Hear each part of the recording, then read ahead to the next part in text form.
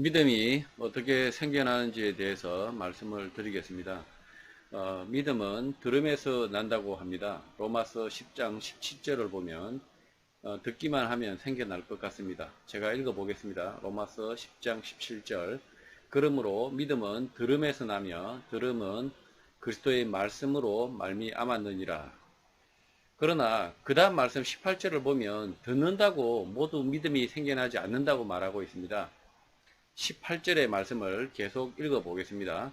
18절. 그러나 내가 말하노니 그들이 듣지 아니하였느냐? 그렇지 아니하니 그 소리가 온 땅에 퍼졌고 그 말씀이 땅끝까지 이르렀도다 하였느니라. 자, 그러니까 믿음은 예수 그리스도의 말씀을 들음에서 생겨나는데 듣는다고 다 생겨나는 것이 아니라고 분명히 말하고 있는 것입니다. 들어도 믿지 않는 사람이, 순종하지 않는 사람이 더 많다고 말하고 있는 것입니다. 어떤 사람은 하나님이 자신에게 직접 말을 해주면 믿겠다고 합니다. 카톡으로 하나님이 직접 메시지를 찍어주면 믿겠다고 합니다. 진짜 이 사람은 이렇게 직접 하나님이 말씀을 해주고 카톡으로 메시지를 찍어주면 믿게 될까요? 요한계시록 3장 20절의 말씀을 읽어보겠습니다. 요한계시록 3장 20절. 볼지어다 내가 문 밖에 서서 두드리노니 누구든지 내 음성을 듣고 문을 열면 내가 그에게로 들어가 그와 더불어 먹고 그는 나와 더불어 먹으리라.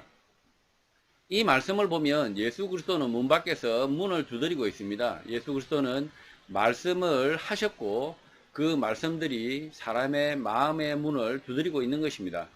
말씀은 들리고 보았는데 문을 열지 않는 것뿐입니다.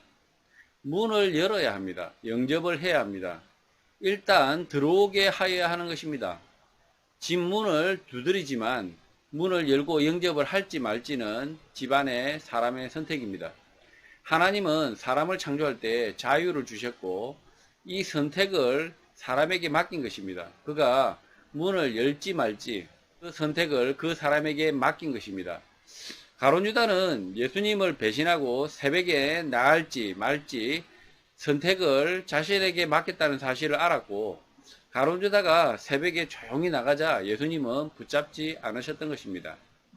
믿음은 분명히 들음에서 나지만 그 음성을 듣고 마음의 문을 여는 것은 듣는 사람의 몫인 것입니다. 믿는 사람에게 하나님의 자녀가 되는 권세를 주신다, 영생을 주신다라고 합니다. 요한복음 1장 12절, 3장 16절의 말씀입니다.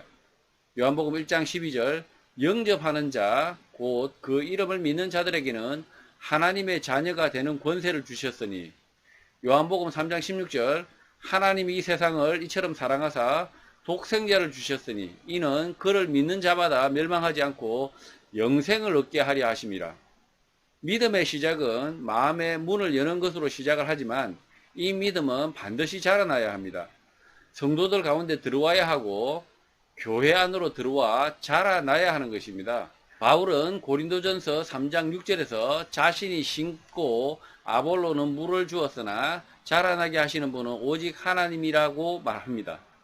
고린도전서 3장 6절을 읽어보겠습니다. 나는 심었고 아볼로는 물을 주었으되 오직 하나님께서 자라나게 하셨나니.